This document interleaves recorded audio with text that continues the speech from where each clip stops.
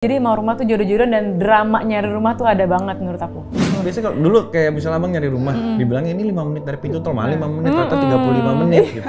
Tanpa mereka ngomong di bilik curhat itu, dari matanya aja tuh, aku kayak, aduh gue gak bisa lagi ngeliatnya, matanya tuh berat banget, gak bisa, tolong. Karena mungkin menurut aku makanya banyak banget kita nih sandwich generation yang memang akhirnya lebih banyak memendam rasa-rasa itu. Film ini sebetulnya akan apa? Apakah akan menghadirkan tips-tips how to bagaimana membeli rumah, atau mungkin tadi sebagai sandwich generation jadi harus seperti apa, atau akan ada itu nggak sih? Home, ada house is a place for me. Sebelum untuk manusia. Siapa tahu yang mau memberikan nama di kontaknya pacarnya Home, suaminya Home, boleh.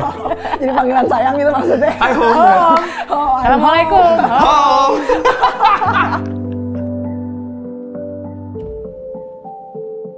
Kita akan membahas film baru kalian ya, Home Sweet Loan. Yes. Nah itu kan sebuah frasa yang menarik karena kita sering dengar Home Sweet Home ya, tapi ini ada loan-nya yang mungkin itu juga menggambarkan problemnya dari film itu sendiri. Tapi sebelum kita banyak membahas soal film baru kalian nih, boleh dong disampaikan Nita dan Derby di sini sebagai apa dan juga karakternya itu bagaimana? Oke.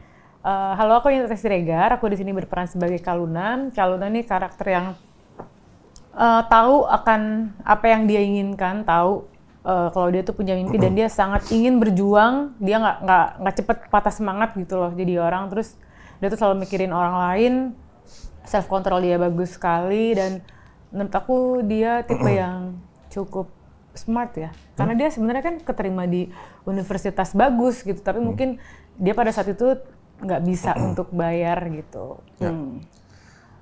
Saya Derby Romero, saya berperan sebagai Danan di HSL. Danan ini adalah sahabat dari Kaluna yang kita temenan, cerita udah dari SMA dan Danan ini karakter yang menarik gitu karena dia tengil-tengil baik hati. Terus apa lagi? Lincah. Pokoknya Danan ini karakter yang sebenarnya dia support sistemnya si Kaluna. Jadi Kaluna punya 3 sahabat, salah satu adalah Danan dan dia satu-satunya laki-laki. Dan Danan ini karakter dari dia itu dari keluarga yang cukup berada, bisa terbilang mapan, tapi mungkin karena memang dia lumayan punya sisi kekanak-kanakan ya, gitu, dan masih main-main gitu, dan akhirnya dia mungkin jadi inspirasi untuk dewasa setelah barengan sama Kaluna terus gitu. Oke, jadi ini sebenarnya ada background persahabatan juga di luar dari Kaluna dan Danan. Iya. Jadi nggak tahu kita udah bilang sih kalau ada ini. Iya, kita kan sahabat dari SMA. Sama ini ya gitu. Gimana? Bingung kadang-kadang gue sampai mana boleh ngomong. Ada berapa orang sih? Berempat. Berempat. Oke. Jadi ada Kaluna, Mia, Tanis sama Danan. Danan ini satu-satunya laki-laki. Nah lucunya itu di dalam persahabatan ini juga Danan dulu naksir sama Tanis, pacaran sama Mia. Oke. Gitu. Terus tapi masih main berempat. Dan akhirnya nanti ya akrab lah sama berempat itu tetap akrab, dan nantinya Danan juga jadi salah satu main support systemnya Kaluna. Oke. Ini kan sebetulnya film yang diangkat dari novel dengan judul yang sama dari penulisnya Almira Bastari ya. Dan itu juga aku juga sempat ngulik-ngulik sih, dia riset dan segala macam, dan bagaimana novelnya itu untuk mengangkat relate-nya tadi. Dan ada juga sandwich generation gitu. Kalian relate nggak dengan kalian Gen Z juga atau milenial atau gimana? Milenial ya. Berarti aku Gen Z. Oh, aku juga sih. Jadi relate dengan cerita yang mau diangkat. Sebenarnya termasuk relate karena menurut aku sandwich generation itu nggak cuma kebetulan di Indonesia, menurut aku itu tidak cuma terjadi di Gen Z atau di milenial saja gitu. Ini menurut aku sandwich generation itu di Indonesia ada karena budaya. Karena secara culture kita kan lumayan berbeda dengan culture barat, di mana di kita tuh Asia tuh kita masih punya rasa ada apa bilangnya, mungkin bukan berbakti sama orang tua, berbagi atas dan bawah itu kita sama kakak keluarga dan abang adik saling membantu gitu. Budayanya kan seperti itu kan kalau di Indonesia kan. Dan mungkin kalau di sini di HSL ini gue personally ngerasa memang masalah-masalah konflik-konflik yang biasa dirasakan sama anak muda, terutama yang anak sandwich generation ini, banyak yang sebenarnya mungkin banyak banget yang ngalamin, tapi nggak banyak yang bisa mengutarakan karena itu udah jadi salah satu budaya gitu. Jadi banyak banget yang di sini tuh di-represent sama Kaluna gitu di novel ini dan di film ini. Oke. Ada nggak konflik-konflik yang tidak diangkat di novel itu yang kemudian diangkat di film ini? Kebetulan kalau dari novel dan film, secara garis besar sih hampir sama semua. Cuma mungkin fokusnya lebih dikerucutkan. Kalau misalnya di novel tuh kan fokusnya ada banyak tuh, ada kisah cintanya lumayan kompleks di situ, pekerjaannya kompleks gitu. Tapi ini lebih dikerucutkan lebih ke gimana kalau Nani mencari rumah gitu dan drama dengan keluarga, ada percintaannya gitu. Tapi tidak lebar yang di novel gitu. Di lebar itu kan di lebar. Kalau di novel itu kan lebih banyak detailnya apa percintaannya dia, konflik di kantor di keluarga itu akan lebih detail. Di sini memang lebih dibulatkan lah gitu dan memang itu yang mungkin tujuannya di film ini juga adalah untuk supaya kita juga bisa nge-represent semua masalah-masalah yang memang ada di situ kan. Which is ada di Kaluna gitu. Oke. Tadi kalian kan juga berangkat dari Gen Z, milenial ya. Bagi kalian sendiri, relate nggak? Mengalami nggak? Pencarian rumah mungkin? Ya kita ngalamin ya, ini maksudnya zaman-zaman kita dulu nyari rumah apa, kita ngalamin lah. Maksudnya gini, konflik mencari rumah apa dan lain-lain itu, tips-tips kita mencari rumah kayak apa, harus gimana itu kita ngalamin semua dan ini ada di filmnya juga gitu. Dan kebetulan kalau aku mungkin pengalamannya tuh lumayan lebih dekat karena aku tuh baru mengalami itu pas lagi pandemi gitu. Aku mulai nyari rumah segala macam, jadi pas aku baca kisah Kaluna kayak, aduh iya lagi bener harus ngecek ini, udah deal ternyata ada kendalanya ini, ternyata belum jodoh, jadi mau rumah tuh jodoh-jodohan dan drama nyari rumah tuh ada banget menurut aku. Susah banget. Dan memang sebenarnya secara karakter pun aku sendiri ngerasa memang aku pribadi sama Danan tuh lumayan dekat, banyak yang aku rasakan ada kemiripannya gitu. Jadi makanya pas kita waktu pertama kali aku ditawarin untuk masuk ke HSL tuh aku langsung teleponin sama Nita gitu. Terus aku bilang, itu sama aku, yaudah ayo gitu langsung. Terus ternyata pas aku baca background apa kayak, gila nih itu banyak banget yang ngirim, aku bilang gitu. Tapi memang itu kan serunya kan, tantangan justru itu gimana caranya biarpun kita ngerasa itu familiar buat kita, tapi gimana cara kita harus bisa ngebedain gitu. Untuk pada saat dijadikan karakter atau dijadikan sebuah cerita gitu. Apakah karena kemiripan itu juga yang membuat kalian jadi alasan nih kayaknya proyeknya menarik nih untuk diambil? Salah satunya itu? Salah satunya pasti. Pasti, karena memang mungkin ya art imitates life kan. Jadi memang menurut aku kayak banyak yang memang ini tuh seru banget untuk diangkat karena juga banyak banget konflik dalam film ini yang sebenarnya mungkin itu udah sangat familiar di orang-orang, tapi mungkin nggak terlalu banyak yang bisa mengutarakan atau membicarakan. Cerita itu sangat sederhana menurut aku, dan kadang hal-hal yang sederhana tuh akan malah lebih lebih kerasa deket gitu loh jadinya. Cerita itu nggak yang perlu seperti kayak imajinasi yang kayak kita perlu yang moga apa, ini tuh sangat sederhana tapi kok rasanya deket banget ya, rasanya nusuk ya gitu. Karena buat aku sendiri ketika aku ditawarin, pas aku baca skripnya aku sempat berhenti kayak di scene berapa gitu, di scene setengah jalan deh aku kayak bilang, bentar ya aku belum selesai bacanya, aku sesak banget, tar dulu bacanya, jangan aku selesai ini, tar dulu ya, aku sesak banget dibaca sampai scene segini, aku bilang gitu. Itu yang bikin aku juga sangat tertarik untuk masuk ke HSL waktu itu adalah karena satu, begitu tahu novelnya dan udah waktu itu belum baca ya, udah lihat novelnya udah tahu ternyata memang novel ini orang semua review bagus, terus pas skrip datang baca skrip tuh kayak bener katanya Nita ngena banget buset ini sebenarnya masalah-masalah sehari-hari tapi yang jarang banget diomongin gitu. Jadi itu yang kayak menurut aku juga seru kan untuk itu tantangan juga buat kita gitu. Ya tadi mungkin itu ya karena isunya juga relate, tetapi tantangannya apa selain, apalagi tadi kan Nita dan Derby juga mengungkapkan bahwa ada kemiripan nih dengan karakter masing-masing ya. Apa tantangannya? Apa mungkin sampai ngulik-ngulik ke beberapa orang juga untuk mendapatkan penyampaian emosi tadi supaya nyampe gitu message-nya atau gimana? Tantangannya udah pasti karena ini dari novel dan fans novelnya, pembacanya Mbak Almira ini banyak banget ya gitu. Jadi tantangannya gimana caranya kita menghidupkan karakter Kaluna, karakter Danan ini tidak mengecewakan lah, at least mungkin untuk melengkapi sampai dengan harapan mereka semua tercapai, mungkin nggak belum bisa gitu ya. Tapi semua orang kan interpretasi beda-beda kan di imajinasi ketika baca buku, tapi mudah-mudahan tidak mengecewakan, itu sih yang kita kejar, maksudnya titiknya tuh sampai di situ gitu. Jadi penggambaran antara visi aku dan visi director Kak Sabrina, Kak segini nggak sih kalau misalnya si Kaluna tuh capeknya, ngeluhnya, marahnya tuh segini nggak sih, turunin dikit deh nih, turunin gitu. Jadi kita selalu diskusi soal itu. Sama. Diskusi itu sama penulisnya juga atau ada juga ya? Tapi karena memang Mbak Almira tuh nggak selalu ada di set kan, jadi Mbak Almira yang sudah menyatukan visi dengan Kak Sabrina, baru di lapangan Kak Sabrina yang menyampaikan ke kita. Gitu. Selain kalian yang mendalami karakter, ada ngobrol dengan beberapa orang untuk makin menghidupkan karakter itu nggak? Kalau aku sebelum aku mulai syuting karena memang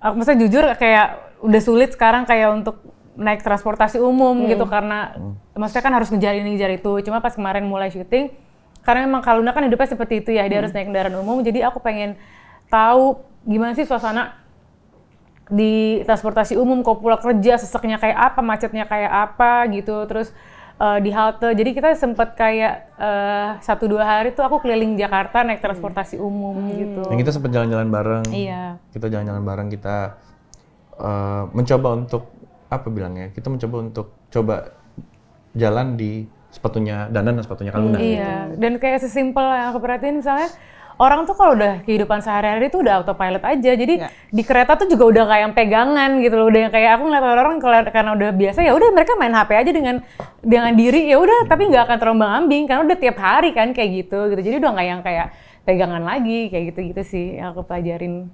Oke. Tadi Nita juga sampaikan relate dengan pada saat pandemi ya, pencarian rumah. Itu bagian mana tuh yang relate di Nita? Oh, yang relate kayak misalnya aku udah suka nih gitu loh, tapi ternyata ada backstory dari rumahnya tuh ternyata ada apa gitu. Oke, nggak jadi pada rumahnya bagus gitu. Seru justru itu. Iya kan, agak-agak gimana kan. Terus kalau buat aku tuh yang lumayan relate karena premis horor ya. Oh, bukan yang 5 kilometer ke MRT ternyata jauh gitu ya. Kayak gitu-gitu juga. Terus kayak tanahnya segini, harganya segini, kayak nggak masuk akal ya gitu. Tapi kan emang biasanya kalau dulu kayak misalnya abang nyari rumah, dibilangnya ini 5 menit dari pintu tol, malah 5 menit, ternyata 35 menit gitu. Iya, terus kayak hal-hal kecil misalnya airnya bersih atau enggak, itu kan juga kadang jadi problem kan untuk pertimbangan beli rumah gitu. Oke. Nah, kalian tadi juga Derby udah bilang ya langsung kontak Nita. Emang sebelumnya udah ada project bersama? Nita tuh udah kayak adik. Dia manggil aku aja abang sampai. Kita dulu pernah kerja bareng atau masih segini? Kita pernah, segini. Kita pernah kerja bareng. Dan dari hari itu emang sampai hari ini kita deket banget memang benar-benar sahabatan banget. Dan memang Nita beneran kayak adik. Gitu. Dan abang ini kan by the way Batak juga kan, dia Nenggolan, aku Siregar. Dulu papaku tuh pernah bilang kayak, "Ku jaga dulu adekmu tuh ya," karena kan Nenggolan sama Siregar tuh ada hubungan kakak beradik di marga gitu. Horas. Dan memang kebetulan juga lucunya Nita itu juga sahabatan sama adik kandungku. Makin chemistry kali makin dapet lah ya. Coba ya lucu sih maksudnya di sini soalnya beda kan. Oke. Bestie di sini ya. Nah, dengan yang lainnya gimana membangun chemistry dan segala macam? Wah gampang banget. Sama Vita kita juga udah kenal lama. Sama Vita yang jadi Mia. Sama Risti aku juga udah kenal lama sama Risti Tagor. Aku juga udah kenal sama Kak Risti. Jadi nggak ada ini sama sekali, nggak sulit sama sekali. Bener-bener kayak sehari-hari aja ya. Iya udah kayak. Alhamdulillah banget aku bisa bekerja sama orang-orang itu bener-bener kayak seneng banget, seru happy banget di lokasi. Sama Sabrina, kita juga jadi deket banget dan memang seru banget gitu. Kita selama kita waktu persiapan kita ngedesain karakter lain itu seru banget, bener-bener kayak dibahas satu-satu. Jadi bener-bener saling membantu banget. Saling membantu. Apalagi kalian juga satu generasi lah ya, saling relate lah dari cerita-ceritanya ya. Satu generasi. Oke. Nah, kemudian ini proses produksinya berapa lama sih? By the way, di Jakarta only di atau? Jakarta sama break 1,5 bulan ya, apa 2 bulan ya Bang? Hampir 1,5 bulan kalau salah. Itu proses syuting? Production days-nya ya. Iya, tapi kalau sama reading persiapan segala macam kayaknya lebih lama ya. 3 bulanan. Oke. Nah, aku pengen tahu deh, definisi rumah nih bagi kalian apa sih? Coba jawabannya yang paling bagus itu coba selalu. Ini kan banyak di aplikasi-aplikasi tentang kata-kata mutiara banyak kan. Home is not a place, it's a feeling. Wih. Tapi aku setuju sih dengan itu karena ya home ada house is a place for me. Tapi kalau home tuh kayak lebih feelingnya, nyamannya, tempat pulang tuh ya home gitu. Ya aku bilang tempat pulang. Jadi nggak harus lokasi, tapi tempat di mana bisa kita ngerasa gimana ya, menyelesaikan apapun gitu, mau pulang adalah ke situ, kembali ke situ. Feelingnya kan rasanya tuh rumah nyaman, gitu. Aman, bisa jadi diri sendiri, tempat merasa bebas lah ini. Tempat merasa bebas. Kalau Derby gimana sih kalau apalagi juga tinggal di sana kan, di Singapura ya, keluarga juga di sana. Nah sementara juga mesti bolak-balik juga karena ada beberapa project. Nah, Derby mungkin apa ya, kesulitan-kesulitan itu ada juga nggak di sana? Sebelumnya iya, tapi karena memang kita sekarang udah selalu bareng, jadi memang di sini, dan aku memang lagi stay di Indonesia dulu. Untuk sekarang kan memang kebetulan lagi banyak yang dikerjakan, jadi memang dari kemarin setelah kita ketemu terakhir memang sudah di sini dulu. Tapi dulu pada saat bolak-balik ya susah sih. Sama karena kesulitan yang di Indo ini sama nggak sih? Kalau sekarang nggak, mungkin begini karena sekarang ibaratnya udah bareng di negara yang sama, di tempat yang sama, jadi setiap selesai kerja aku bisa langsung pulang ketemu istri sama anak. Kalau dulu tuh kadang-kadang masih pulang di rumah, nyampe rumah sendirian. Kosong. Karena istri sama anak ada di Singapura dulu kan, cuma akhirnya sekarang memang udah bareng. Sudah bareng, oke. Ada tambahan lagi mungkin definisi rumah buat Derby? Sama sih, sama ya? Kita lebih ke feeling dimana kita ngerasa itu adalah tempat kita, dimana kita bisa ngerasa aman, kita bisa ngerasa bebas, kita bisa ngerasa tempat untuk kembali lah. Bisa berbentuk manusia, home. Bisa berbentuk manusia. Siapa tahu yang mau memberikan nama di kontaknya pacarnya Home, suaminya Home, boleh. Jadi panggilan sayang gitu maksudnya. Hai Home. Assalamualaikum. Home. Oke. Nah, Assalamualaikum. Nah, ini kan ya kita banyak lah ya dengar pemberitaan juga bahwa bilang Gen Z ini susah memiliki rumah lah segala macam dengan berbagai ya harga properti naik sementara pendapatan juga gitu-gitu aja gitu. Kalian punya pendapat nggak tentang itu? Setuju nggak sih? Setuju banget lah ya. Saya setuju. Aku kemarin mengalami, jadi maksudnya benar-benar harus kitanya yang pinter-pinter bisa punya financial management yang ini alokasinya ke sini, ini alokasinya segini, terus gimana kita benar-benar kayak ngeratin semua pengeluaran. Ya itu, dan kadang-kadang ya lumayan jadi agak menyiksa diri juga sih, karena kan banyak hal yang kita pengen tapi nggak bisa kita beli gitu, nggak bisa kita lakuin, tapi kan tergantung prioritas masing-masing, balik lagi. Ya. Aku juga ngerasa gitu sih, cuma memang mungkin menurut aku kayak aku selalu merasa nothing's possible gitu, jadi memang kalau kita bisa pinter-pinter, apa yang kita mau pasti bisa tercapai kok, tapi memang mungkin kita pun harus realistis dengan apa yang kita mau, lebih ke situ kali menurut aku gitu. Maksudnya kayak kita kan bisa ngitung, kita bisa menyisihkan, kita bisa menabung, tapi juga berarti memang kita juga harus realistis dengan apa yang mau kita capai. Aku mungkin lebih kayak gitu sih, memang aku orangnya seperti itu kebetulan. Gak ada yang nggak bisa sih menurut aku. Di orang Sunda mau bilangnya ya harus kekeh gitu loh. Iya, kekeh, kalau ada maunya tuh kekeh gitu loh. Gitu. Kebetulan aku orangnya kayak gitu, dan memang kalau aku udah punya target, aku akan terus ke situ tuh. Tapi memang targetku juga aku harus yang realistis gitu. Kayak tiba-tiba pokoknya gue bulan depan mau punya roket buat terbang ke bulan, nggak mungkin gitu. Tolol gitu. Oke, aku juga ngelihat di media sosial kan mungkin bagian promo dari film ini ada bilik curhat ya. Yeah. Dan kalian mengikuti itu nggak? Maksudnya sempat ada momen di mana kalian dengar juga nggak cerita-cerita itu yang ada yang terenyuh juga dengan perjuangan orang dalam mencari hunian? Aku sempat datang ke sana gitu, terus itu bener-bener kayak aku tidak menyangka sih ternyata mereka seantusias itu ya untuk hal kecil, sekecil itu ternyata bisa berarti buat orang tuh. Menurut aku kayak wow, ternyata mereka benar-benar mungkin mereka nggak punya tempat, nggak punya teman yang mereka tuh cuma pengen dengerin aja. Jadi di bilik curhat itu ya udah mereka ngeluarin semuanya ya sampai mereka tuh kayak nangis segala macam. Aku kemarin dikasih lihat lagi kan videonya, aku ngelihatnya aja banyak yang kita terenyuh juga karena gitu. Tanpa mereka ngomong di bilik curhat itu, dari matanya aja tuh aku kayak gue nggak bisa lagi ngeliatnya, matanya tuh berat banget, nggak bisa, tolong gitu, kayak bener-bener kayak gila, gue pengen peluk sih, kayak lu kuat banget, matanya berat banget sih. Dan itu rata-rata kayak terus yang linglung, ngerti nggak, banyak banget yang kayak linglung gitu. Itu pengen aku peluk satu-satu sih rasanya. Itu karena mungkin menurut aku makanya banyak banget kita nih sandwich generation yang memang akhirnya lebih banyak memendam rasa-rasa itu, karena mungkin bukan budayanya untuk mereka cerita, atau memang karena gini, sandwich generation itu terjadi karena di-normalize kan akhirnya gitu, karena budaya dan lain-lain. Jadi mungkin mereka memang ngerasa emang seharusnya seperti ini kali, jadi mereka nggak bisa mengeluh kesahkan. Nah makanya kenapa aku bilang di sini itu jadi menarik sekali, karena mungkin keluh kesah yang selama ini mungkin mereka pendem itu di-represent sama Kaluna di film HSL gitu. Oke, menarik ya. Tapi film ini sebetulnya akan apakah akan menghadirkan tips-tips bagaimana membeli rumah, atau mungkin tadi sebagai sandwich generation Jadi merasa harus seperti apa atau akan ada itu nggak sih? Secara garis besar itu ya. Gimana misalnya di film itu banyak banget tips untuk kayak kalau misalnya mau cari rumah tuh harus lihat detail sebelah sini ya, lihat detail ininya itu banyak banget karena kan emang kita lagi nyari rumah jadi kita ngunjungin berbagai macam rumah yang ini kurangnya di sini, ini kurangnya di sini. Jadi menurut aku itu bisa jadi notes buat orang-orang yang lagi nyari rumah. Terus kalau misalnya sandwich generationsnya, Abang? Mungkin lebih kayak jadi akhirnya dengan adanya mudah-mudahan ya dengan ada film ini dengan contoh-contoh kasus konflik yang ada nanti di film ini teman-teman yang nonton bisa jadi tahu do's and don'ts-nya gitu. Lebih ke boundaries sih. Ya.